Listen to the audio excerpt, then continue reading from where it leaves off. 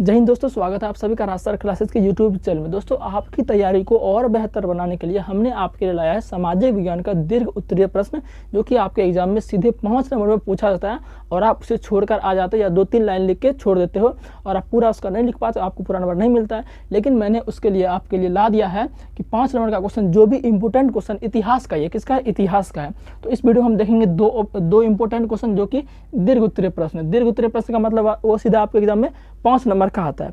तो इस वीडियो को ध्यान से देखिएगा और चैनल पर नए हैं तो चैनल को सब्सक्राइब कर दीजिएगा, ठीक है।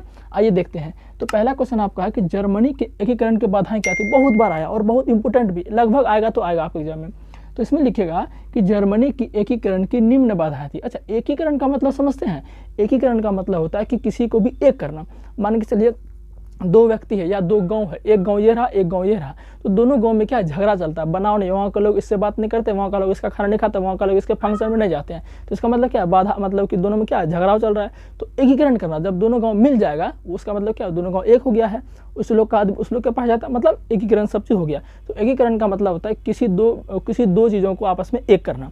तो वही हो गया, चाहे राज्य रहे, चाहे विश्व देश रहे, चाहे जिला हो, चाहे कुछ भी हो, गाँव हो, सिर्फ एकीकरण का मतलब हुआ कि किसी को एक करना, ठीक है। चलिए, तो इसमें लिखिएगा जर्मनी के एकीकरण की निम्न बाधाएं थी। फिर पॉइंट देख लिखना है। पहला पॉइंट लिखिएगा 300 छोटे बड़े राज्यों का खंड में होना। अब इसका मतलब क्या, इसको समझिए भी, कॉपी में तो लिखबे करिए लेकिन फिर भी समझ भी लीजिए। मान लीजिए 1-2 पॉइंट भूल जाएंगे तो समझा हुआ रहेगा, ज़्यादा याद रहेगा। तो 300 छोटे बड़े राज्यों का खंड में टूटना, इसका मतलब हुआ कि जो जर्मनी देश था, जर्मनी का राजधानी होता है बर्लिन, ठीक है, याद रख लीजिएगा। इसमें ना 300 छोटा बड़ा राज्य में बटा हुआ, मतलब कोई बड़ा राज्य है तो कोई छोटा राज्य है। किसी में 2 जिला है, वो अपना राज्य बनना चाह रहा है, किसी में 10 जिला तो वो भी अपना राज्य बनना चाह रहा है, मतलब सब आपस में 300 छोटे बड़े राज्य। तो अब बोलो किसी कंट्री में 300 छोटे बड़े राज्य होगा तो कहीं उसमें सम्मत होगा? नहीं होगा।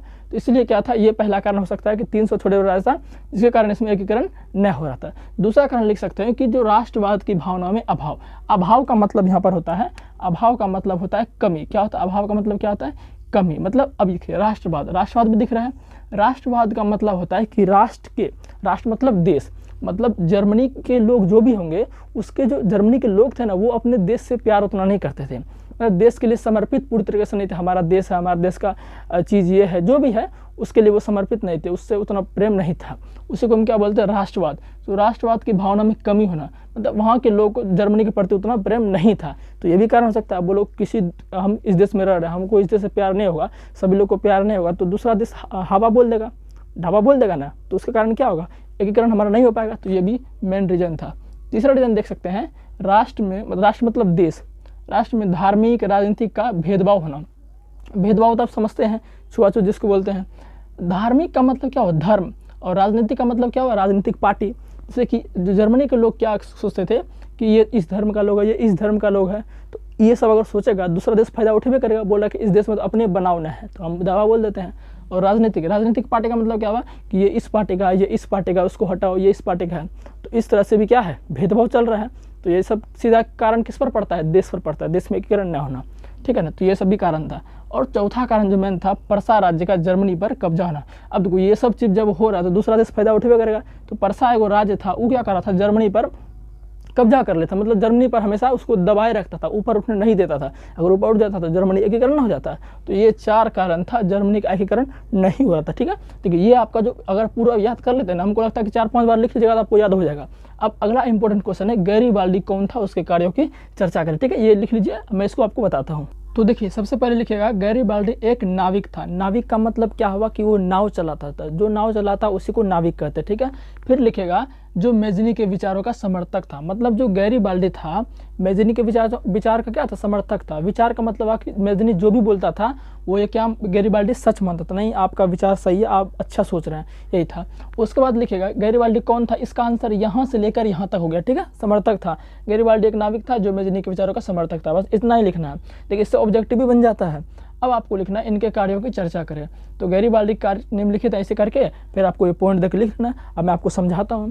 पहला पॉइंट लिखेगा कि गैरीबाल्डी ने युवकों की एक सशक्त सेना लाल कुर्ती बनाए। देखिए, इससे ऑब्जेक्टिव बन जाएगा। बोलेगा बताइए किसने लाल कुर्ती नामक सेना बनाए? ऑप्शन में दे देगा Garibaldi, Mazzini, Count Cavour, Emmanuel Victor, कुछ दे देगा।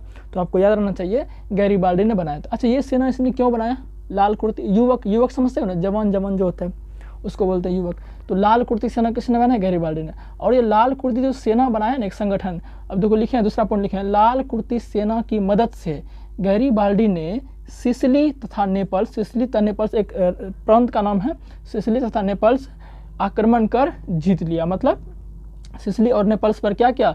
लाल कुर्ती सेना इसको हो गया था और अपना भी था, तो सब मिलके क्या किया? पूरा सिसिली और नेपल्स को जीत लिया। ठीक है, तीसरा पॉइंट लिखिएगा, गैरिबाल्डी काउंट काबूर के प्रभाव में आकर, अब प्रभाव का मतलब क्या हुआ कि किसी के पक्ष में ना, पहले ये किसके समर्थक था? मेजनी का था, तो बाद में किसका हो गया? ये काउंट काबूर का प्रभाव में आ गया।